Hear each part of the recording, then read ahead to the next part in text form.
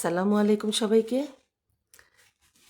এইখানে মুরগির মাংস রেডি করা আছে। এগুলিকে মশলা দিয়ে ম্যারিনেট করব। আমাদের স্কুলের কলিগরা মিলে একসাথে স্কুলে বারবিকিউ করব, সেই জন্য এই আয়োজন করা।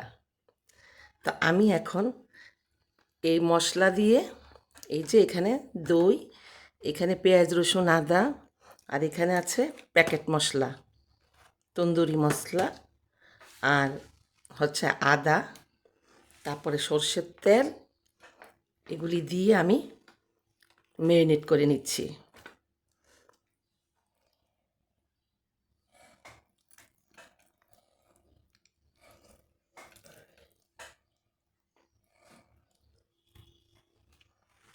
এখন আমি এগুলি মশলাটা রেডি করে নিচ্ছি।